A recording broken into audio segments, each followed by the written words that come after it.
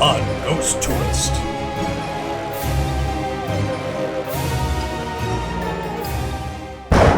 Hi, this is Scott. And I'm Cindy. And we're Ghost Tourists. When we travel, we visit haunted locations. So we can tell you if they're spooky or dookie.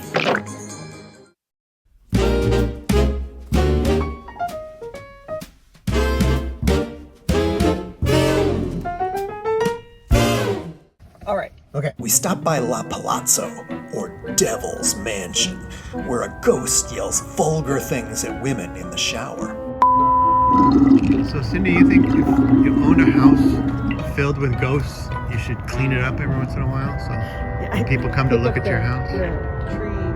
And then we stopped at the Academy of the Arts that is haunted by an elderly man named Mr. Petrie. Was he a teacher? We do not know. And he appears whenever the theater is empty. Others think he was... How do they know then he appears if it's empty? Yeah, I guess that's true. Who sees him? On the spooky scale, we give these 1 out of 5 ghosts because there's not much to see, you can't go into the buildings, and we didn't see any ghosts.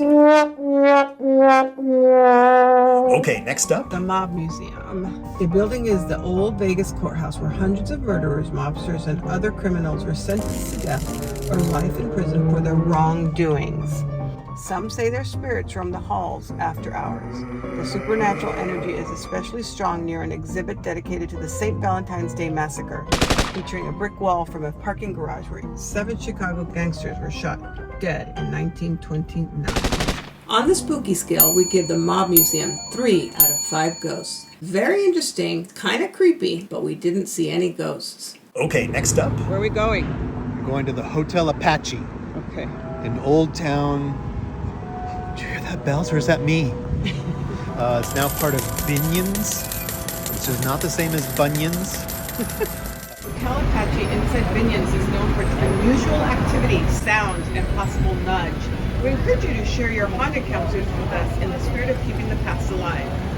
In the room next to me, the TV was very loud and furniture was being moved. When I complained to the front desk, they said there was no one in that room. So we snuck upstairs, following another couple to the 3rd floor, where little girl ghosts run up and down the hall. And we captured this on camera, but it was just a camera reflection. It's always just a camera reflection. And we spoke to a guy at the front desk about a night he stayed there. I went to my room just before sunrise. There were 2 ghosts standing next to my bed. Oh, stop. And it was a man, very worn looking. Okay. It looked like a miner, kind of. And then standing behind him was a lady. She had on just a very basic, like a house dress. Mm-hmm. Her hair was pulled back. I look at them and just go, I have to work in the morning. I said, you're not going to stand there all day. And You're brave. And they just go like, Wow. and it was like just watching the glitter in slow motion just go up and disappear. So we figured maybe this was a good time to get out our EMF detectors. We got nothing, unless I put it by an electrical panel. One cool thing about the Apache, they have some signs next to the rooms with things that people have experienced. Room 388, I heard a drawer opening and shutting at 3 a.m. in a room above me. At that time, the floor was not being rented. 371, we saw shadows of children running across the room. Room 363, I heard a man talking in my room, but I was the only one in the room. One thing we caught during our filming that we couldn't explain was this flash. There's no light source to create it, and we didn't notice it when we were filming. We thought it might be one of our fingers, but it's literally only there for 1 frame, and it flashes. I just saw at the corner of my eye somebody peeking out of one of those 2 rooms right there in the middle. And you don't know if it was a real person or not. It was not a real person. Like, the door wasn't open.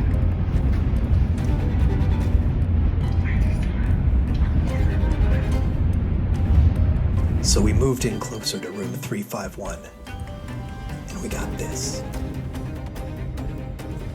Here it is again. Dust, bug, or supernatural orb.